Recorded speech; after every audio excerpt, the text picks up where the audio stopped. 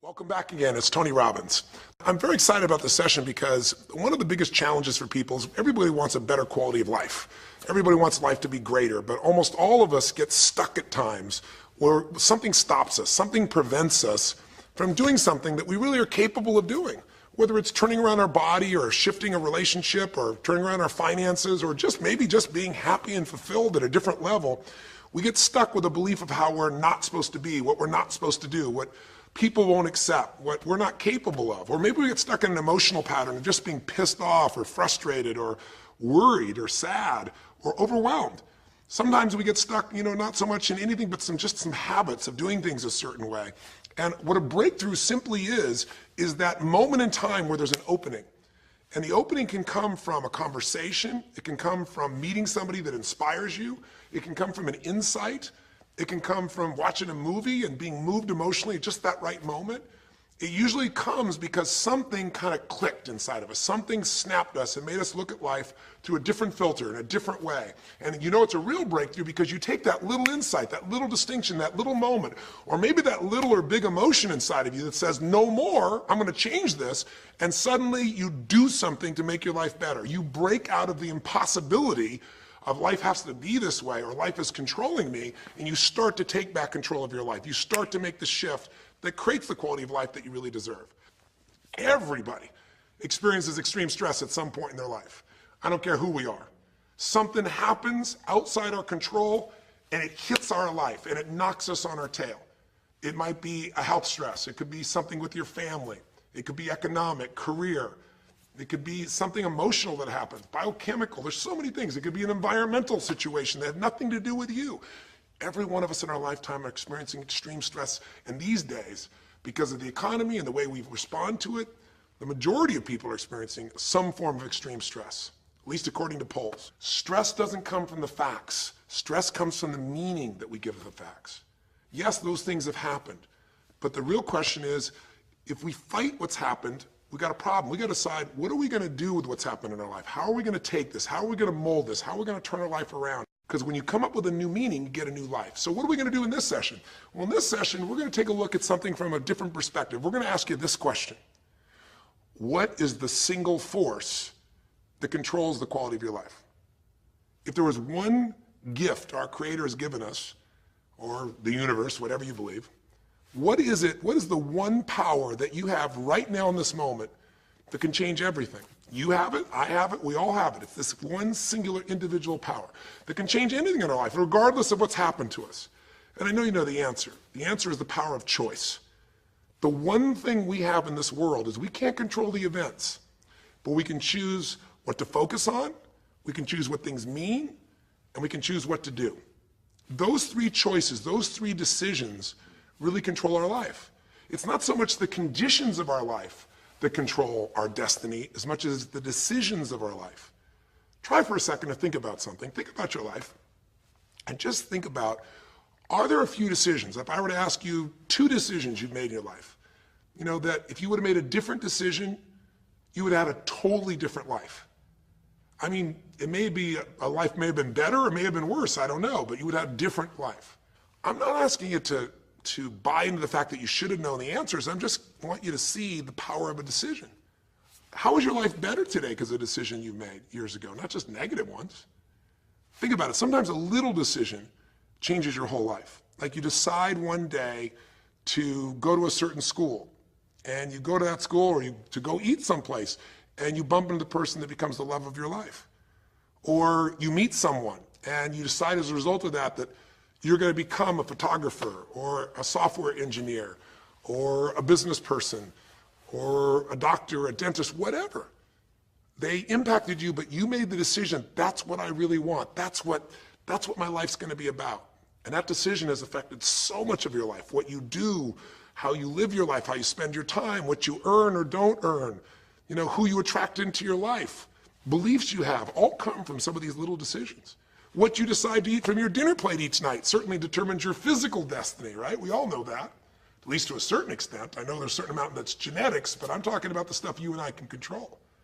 So decisions equal destiny. It's not our conditions, it's our decisions. So if we want a new life, if we want a new experience, we've got to make new choices.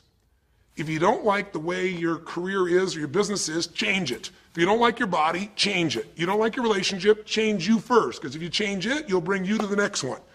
Maybe it's time to change it too, but change yourself first. If you want to change anything in your life, you have the choice. So there is no right or wrong. I just want to make you aware in this breakthrough session that everything in our life changes the moment we make a decision. And I mean a real decision. A decision is when you cut off any other possibility and you commit to something with everything you've got and you take action. But the big decisions start with little decisions like, what am I going to focus on? Because whatever you focus on, you're going to feel. If you focus on all the things that have been done to you in your life, of course you're going to feel like hell. If you focus on all the amazing coincidences that have happened, things that maybe they were guided, maybe not, but things happen, and because of that, you met this person that's your best friend, your husband, your wife, or because of that, you have this ability, or because you were there that day, God, you missed an accident. I don't know what it is, but whatever you focus on, you're going to feel. If you focus on people don't care, and you'll look for reasons why they don't care, and evidence they don't care, you'll find it everywhere. If you look for evidence that people are really good people inside, that at some level we all care about each other, you'll find it. Seek and you shall find. The secret is, have you become conscious about your decision making? Because this breakthrough session is, really, you want to change your life, make new choices. New life comes from new choices, but you got to make conscious choices. The people in this particular television special, Melissa and her husband, they really found themselves in a place where they were both making decisions, Melissa and Rick, that were unconscious. When you make decisions about what to focus on and what things mean and what to do, and you're unconscious, you get pretty terrible results usually. Now, we've all done this. I do it still. We all do. But if you want to change your results, you got to become more conscious in your decision making. So think about it. What you focus on, you will feel, whether it's true or not. You focus on how people don't care, you're going to feel they don't care. Second decision you make is, what do things mean? So you focus on something someone does, and you come up with a meaning, and the meaning is, no one loves me. The meaning is they're trying to take advantage of me. Depending on what meaning you come up with, and you get to choose the meaning of anything. For some people, they say, this situation happened with the economy, and what that means is, I'm going broke. Somebody else said, the situation happened with the economy, guess what? That means I'm going to work harder, I'm going to be more creative, it changed everything. Everybody else is going to quit, so we're going to dominate the marketplace. For people to do it. Is this the end right now, or is it the beginning? See, whether it's the end or beginning is your choice. You get to decide, because once you make up a meaning, it's true. If you think that this is the end of a relationship, are you going to treat people the same way as if you think it's the beginning of a relationship? No way. In fact, I tell people, if you want to have a great relationship, think about this. Treat people like you did in the beginning of the relationship, and there won't be an end. In the beginning of the relationship, when somebody says to you, would you take out the trash? What do you say? Of course, take out the trash. You're happy to do anything, right? But after about 6 months or 6 years, you go take them out the trash. You go, what do you mean? What, I look like your janitor? Take out your own trash. The meaning we give things is very different, and so we feel different, and our life is different. In the beginning, you'll do anything for someone. Now you make up a new meaning. Why should I have to do that for them? Little choices, like what to believe about yourself, what to believe about other people, whether this is the end or the beginning, start to affect your whole life. And the third decision we make, we decide what to focus on, most of us unconsciously. We decide what things mean, and the third thing we decide is, what are we going to do? We decide to quit because it's overwhelming. We decide to get strong and focus. We decide we're going to turn it around. We decide to wait and see. Ultimately, your destiny is determined by what you do. So, for example, what do you do if somebody comes to you one day and says, you have a tumor? Again, I've had that experience. I use that as a reference point because I've had a lot of intense experiences in my life, but that was one of the more intense ones for sure. Had many, but that was very intense. You know, first, what do you focus on? Do you focus on it's over? Do you focus on why me? Do you give it a meaning that says, I'm going to die? What do you do? Do you just go through traditional therapeutic approach? Do you put yourself in the hands of someone else? Do you evaluate this? Do you get a second or third opinion? Your destiny is determined by your decisions. Now, if you're a guy like Lance Armstrong, you focus immediately on, I got to find a solution. The meaning you come up with is, this is the ultimate battle. And what you decide to do is you're going to exhaust every possibility. Now, that doesn't guarantee you're going to succeed, but it's interesting. When you have that kind of a mindset, it shifts you. And Lance Armstrong, I mean, he was told things like, look, You got tumors here in your brain, you got them in your lungs, right? You got obviously in testicles, and you ride a bike for a living. That's pretty tough. But he made it through all of those pieces. Now, am I saying because he made the right choices? I can't tell you that. There's certainly some grace in everything. I think in life, there's three things. There's our ability to choose what we're focused on, or to commit, to get a result, to put all our intention and focus into something. There's our ability to do the right things, to have the right strategy, to execute. And then there's some grace. There's what some people call luck, some people call grace. There's if you do the right things over and over again and with total focus, sometimes, you get good fortune that comes your way. And you tend to have more good fortune when you're totally focused and decisive and you take lots of action than if you kind of just sit around and accept things like you don't have a future. But the point of the matter is this guy turned it around. And what was he like after he got through this problem? After he had his breakthrough, after he faced cancer, racing against some other guy seemed like nothing by comparison. You're not much of a competitor. I faced death. And he goes on to win Tour de France after Tour de France after Tour de France, breaking every record anyone could ever imagine. What do you do decades ago, half a century ago almost now, and someone says to you, go to the back of the bus, and you're African American? One woman just decided, you know what? You can't take my dignity from me. I can only give that up, and I don't choose to give it up. And I will not go back to the bus. The answer is no. And Rosa Parks changed an entire society. Because that day she chose to focus on something else. She gave it a different meaning. This is not a command. You do not have control over me. And she decided to fight. And she changed the direction of a country and of many other countries. She started something. We forget that you don't have to be famous to have the ability to change at least your own personal history, to change the direction we go in our life. We have the power to choose, even if you haven't before. You can finally say, no more, I won't put up with that, within myself or from anybody else. And here's what I'm going to do differently. That's where the breakthroughs really start to happen. Now the question is, why do some people stand their ground and make something change versus other people just kind of accept things? Why do some people make bold decisions and other people make decisions that are based on trying to hang on to what they've got? Well, that's a more complex question to answer than we might have in a few minutes in this one session, but it is one that I've spent my life studying, because when you can change your decisions, you can change your life. When you can change the force that controls your decisions, you can change anything in your life. At some level, we have certain beliefs and values. But if I was going to make it simple, I'd say there's two things that determine your choices. The first thing is the state of mind and emotion you're in at that moment. Think about it. Have you ever snapped at somebody and had nothing to do with them? It was just the state you're in, right? You were frustrated, you were pissed off about something, and in that state of mind, whatever they said got interpreted through that state, and you made up a meaning like they were an irritant or they were interrupting you. They weren't. You probably felt bad afterwards. When we get in the wrong state, we make the wrong decisions.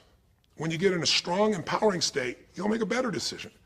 Learning how to direct your state is a big part of what my work is with people, and it's a big part of what I do in my seminars. But the other thing that affects your decisions would be what I would call your story or your blueprint.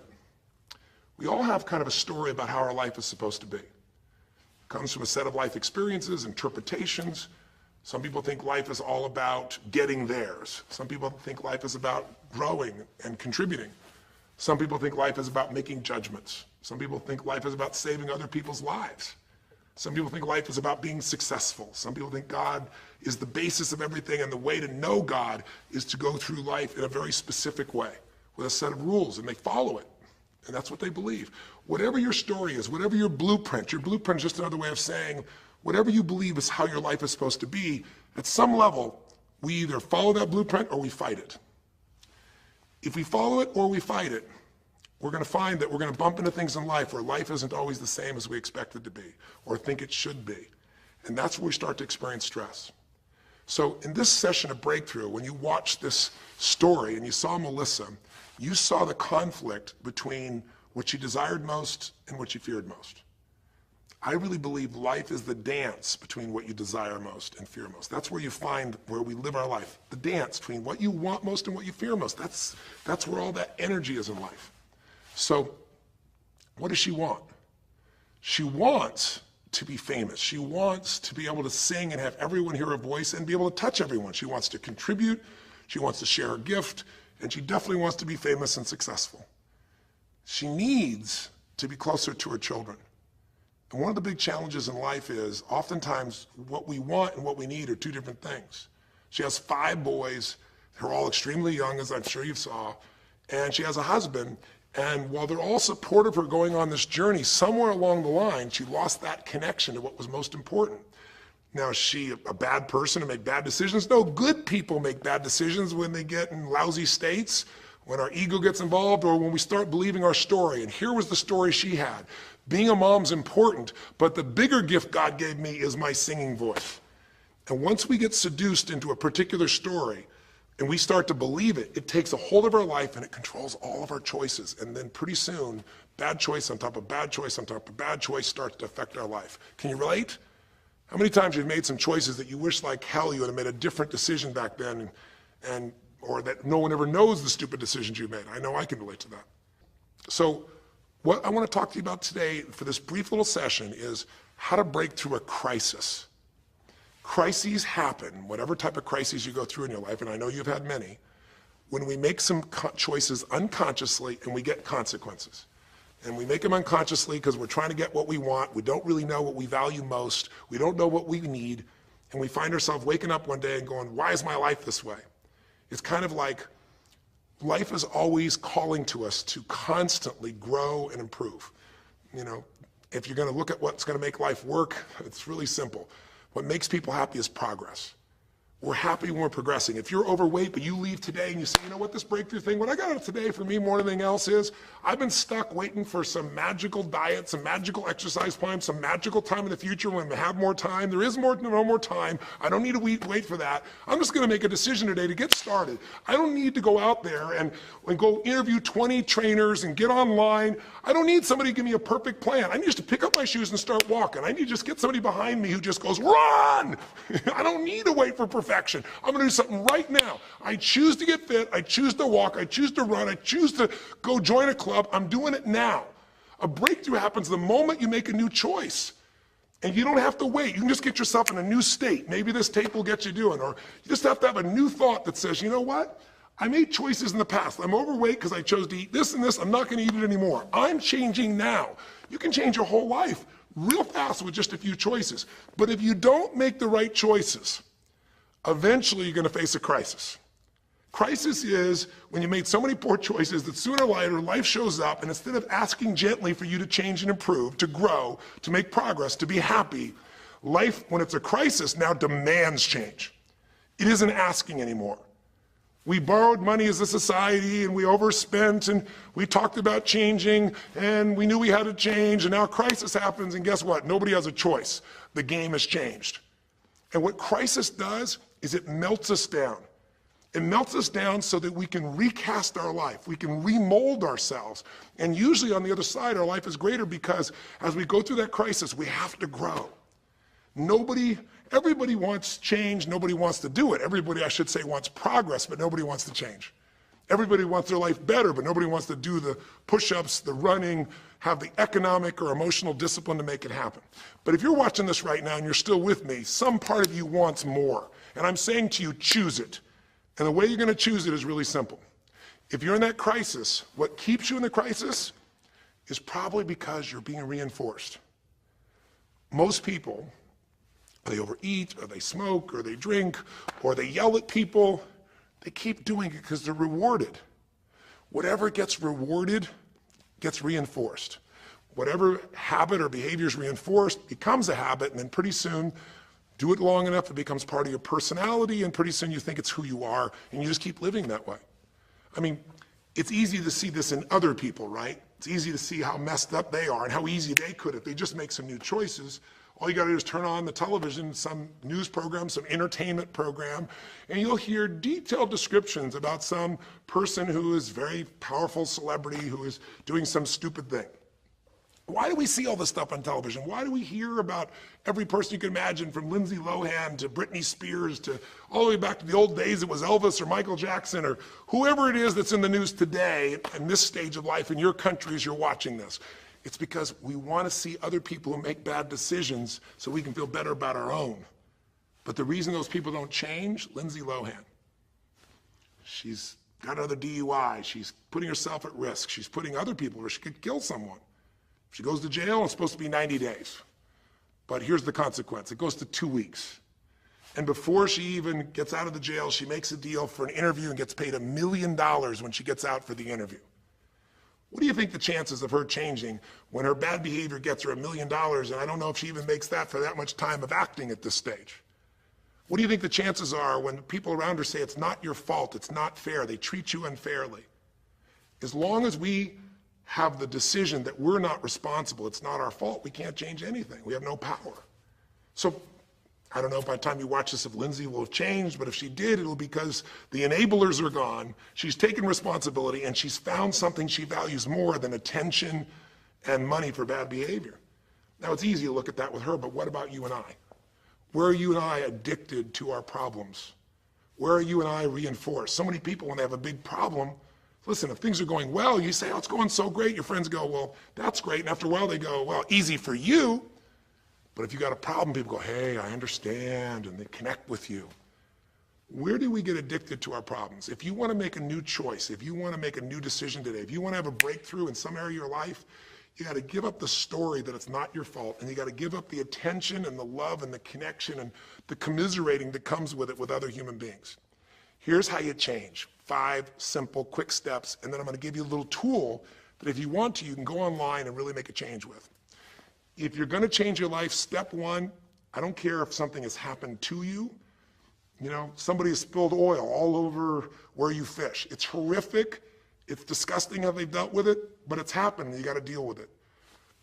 Something's happened. Someone in your family's been injured. You've lost your job. I don't care what the problem is. If you're in a crisis, step number 1, see it as it is, but don't see it worse than it is. Now, what do I mean by that? I don't mean be Mr. or Miss Positive Thinking. By now, if you spend any time with me, you know I'm not about that. I'm not here to tell you, go to that garden and chant, there's no weeds, there's no weeds, there's no weeds. Doing affirmations is not going to change your life. You got to go see where the weeds are and pull them out. My point is simple. You got to see what the problem is, but you can't make it so horrific that you just give up. Today, this is the first generation in almost 100 years of Americans who now believe, the majority of Americans now believe, that the quality of life for themselves and their kids in the future is going to be worse than the past. They have, in other words, nothing to look forward to. 63% of the US as of today. Wow. When you start thinking there is no future, you go into what we call learned helplessness, a place where you just kind of give up. And if you get to that place of giving up, then you have no power over your life. That's when people get depressed. That's when people do crazy, stupid things. That's when people want to turn to drugs or alcohol or sometimes suicide or just total frustration and anger, and their life starts to do the opposite of a breakthrough. It becomes completely stuck and in pain or in ongoing suffering. If you and I are going to break out of that, we got to see it as it is. We're not here to be positive thinking people. You got to see what's really going on. But if you're overweight, you can't say to yourself, well, I'm big boned. That's not why you're overweight. You're overweight because you don't work out, you eat certain things, you eat Cheetos all day long, watching TV. I don't know what it is you do, but I know it's not just because you're big boned. You don't want to make it so it's outside your control or you can't change it. So see it as it is, but don't see it worse than it is so that you have no reason to try. Does that make sense? That's the first step. Step 2, get to the real truth and deal with it. Don't just see it as it is and not worse than it is. Don't just like balance it, but now get to the truth. I mean, listen, if the truth is you've been trying to get a job for 2 years and you truly have worked every day in a particular industry, and the number of jobs in that industry have shrunk down, and you really aren't getting that job, then you might have to look at the truth. The truth is you might have to retool.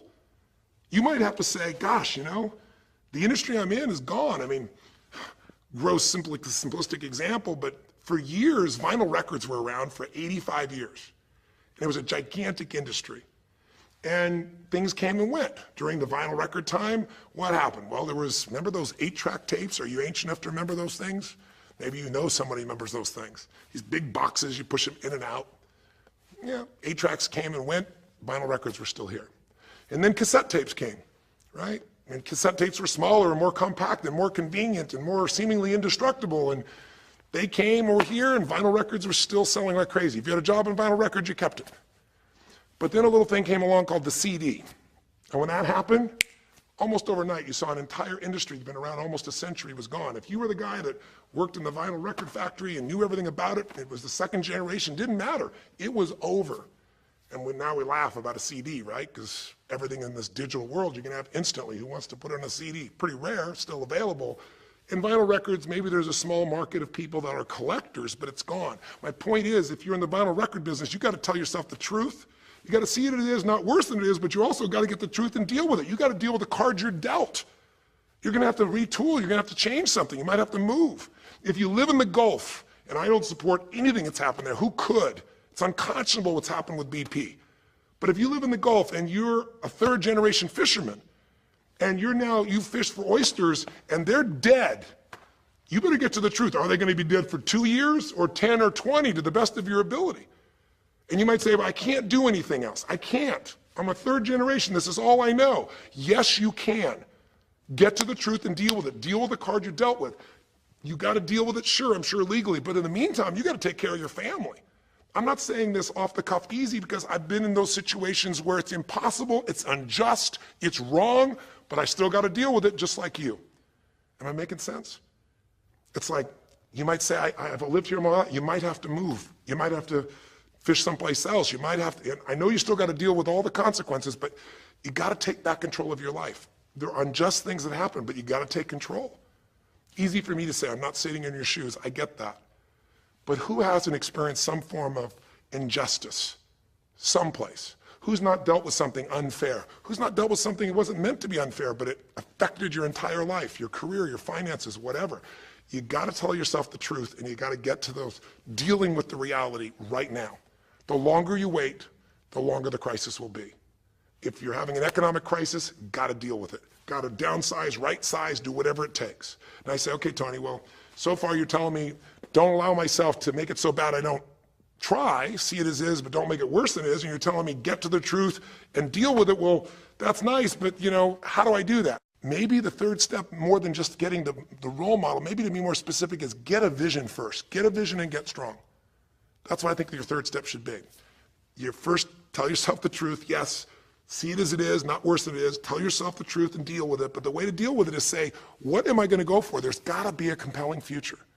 I've got to come up with a vision for my life or a vision for my relationship. I've had terrible relationships, nothing's worked. Tell yourself the truth. I've made poor choices, or I've told myself stories and gave myself excuses, or I've not had the courage, whatever it is. Get to the truth, and then get yourself a vision for what you do want. Because you have to have something you're going to move towards. Does that make sense? Without a vision, people perish. It says in a very good book called The Good Book. And I know there are many good books, but that's a good one to take a look at. We need something to go for. We can deal with any problem today as long as there's something that we can look for in the future that we can strive for. It'll give us the emotional and psychological fuel, the juice, to keep moving forward. So you got to come up with a vision, and a way to do that, we'll call that step 4. Get a role model.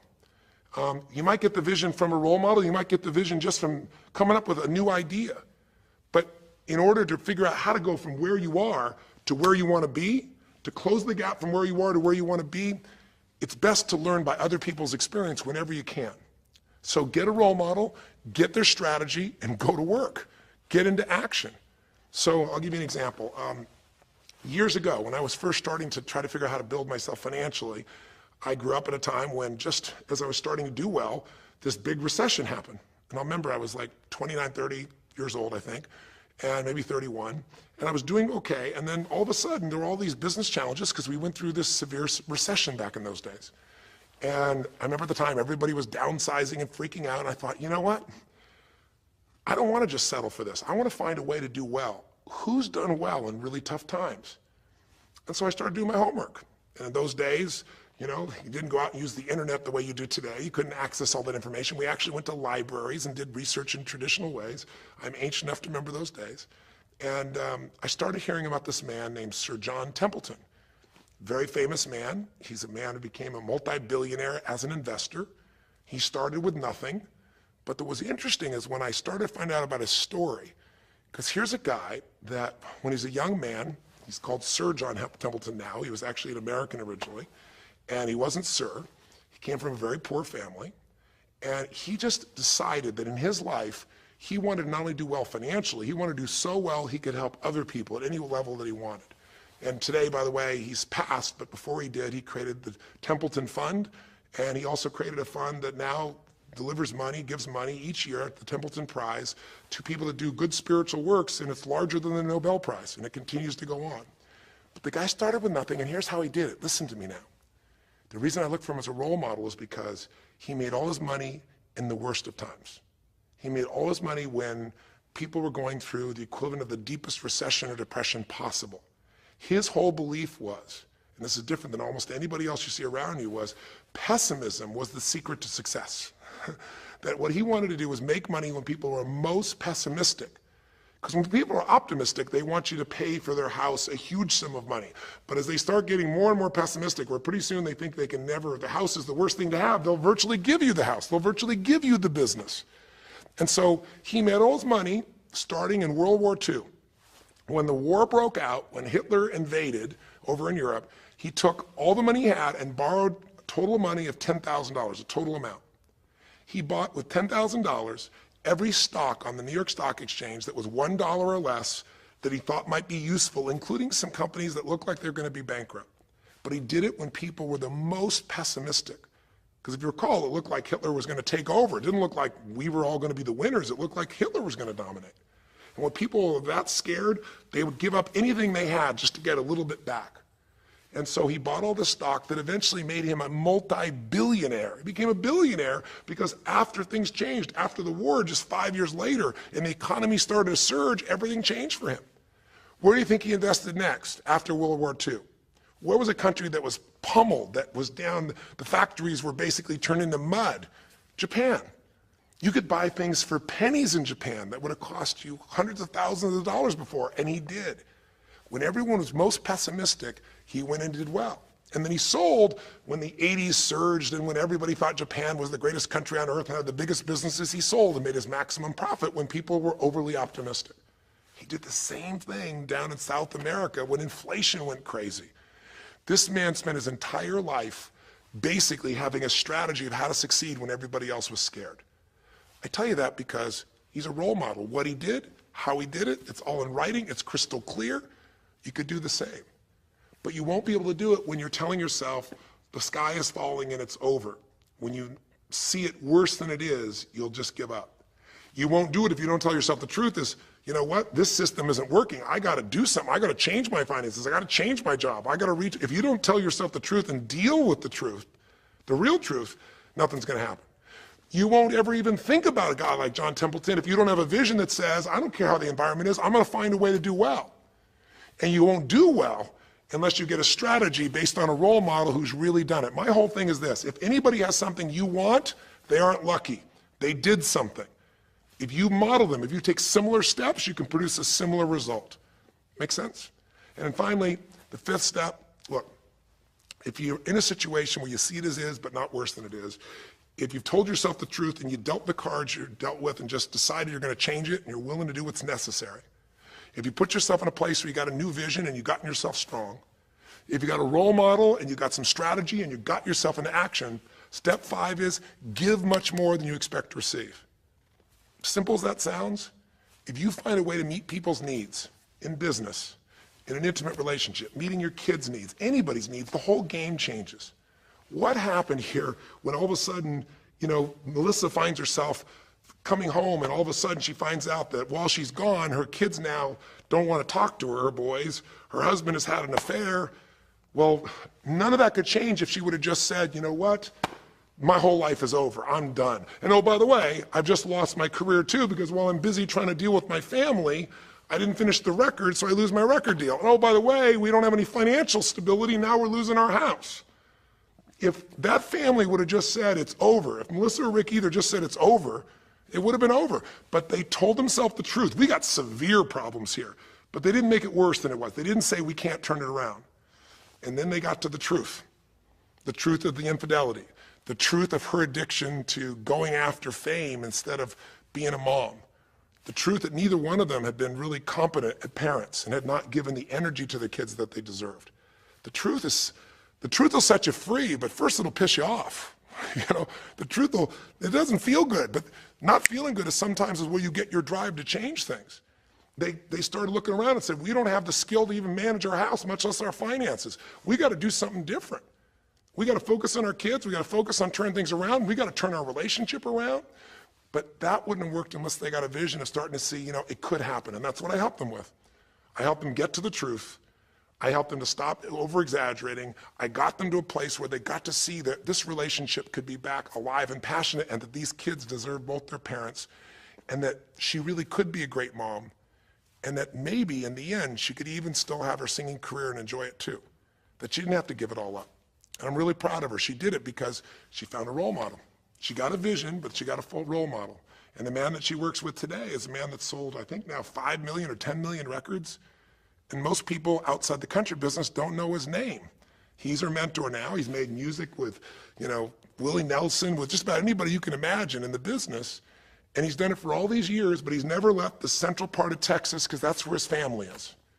And Melissa's had offers to go to Sony Red. She walked away because they said, you're gonna have to do these things without your family. She found out what was most important, and she made the decisions that met her needs to be a great mom. When you fight life and go, I should be a singer and not a mom, and you got 5 kids, you got a problem. When you fight life and say, the economy should be different, you're gonna be stressed. Deal with what is, without exaggeration, with total honesty, dealing with the cards, coming up with a vision, finding yourself a role model that shows your strategy, work your tail off, give, keep changing your approach, and you can get where you wanna go.